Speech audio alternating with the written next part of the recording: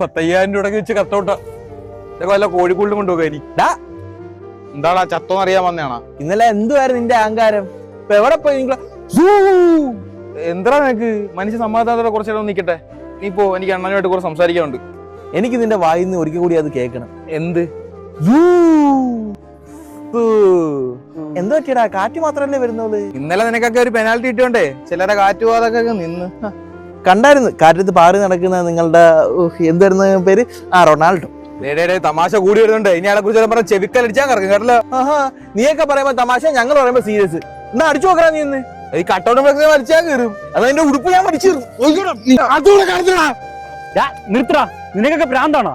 നമ്മൾ ടീമിനെ പറഞ്ഞ് നമ്മളും തിരിച്ചു പറയും. ഫിഫ പോയിന് തരേണ്ട ആവശ്യമില്ല കേട്ടോ, നമ്മൾ എടുത്തോളാം. നീയൊന്നും ശരിക്കും ഫുട്ബോൾ പ്രേമികളല്ലടാ. പ്രേമികളല്ലെന്ന് അളിയെ പറഞ്ഞോട് അളിയ അങ്ങോട്ട്. അളിയ ഇതൊക്കെ തന്നെ ഇതിനകത്തുള്ള ഒരു ഹരം. ഇങ്ങനെ വാനമുട്ട ഫ്ലെക്സ് വെക്കുന്നതും റീൽസ് ഒക്കെ കണ്ടിട്ട് വായത്താളം അടിക്കുന്നതും അല്ല ഹരം. എന്നാ ഫുട്ബോളിന്റെ ഹരം എന്തോ നീ പറയടാ. നീ പറഞ്ഞിട്ട് പോയാൽ മതി. ഇല്ല എണ്ണ എടാ, ഒരു യഥാർത്ഥ ഫുട്ബോൾ പ്രേമി ഉണ്ടല്ലേ, അവർ ഇഷ്ടപ്പെടുന്ന രാജ്യത്തിന്റെ കളി കാണുകയും ചെയ്യും, മറ്റു രാജ്യങ്ങളെ റെസ്പെക്ട് ചെയ്യുകയും ചെയ്യും. അതാണ് യഥാർത്ഥ ഹരം.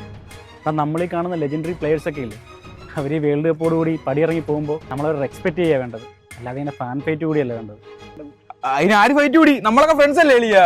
അല്ലെ കളി ഇന്ന് ഒരു നാളെ പോകും. നാളെ നമ്മൾ വീണ്ടും കാണേണ്ട ആൾക്കാരാ. നിങ്ങൾ തോറ്റ് കേട്ടാ.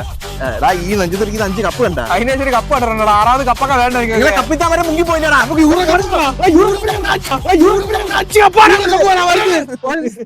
ഇവന്മാര് നന്നാവും തോന്നില്ല. അല്ലെ ഇന്നത്തെ കളി നിങ്ങളും പുറത്താവൂല്ലേ? പിന്നെ പുളിക്കും. പെട്ടെന്ന് പുറത്തു വാ. എന്താ പക്ഷേ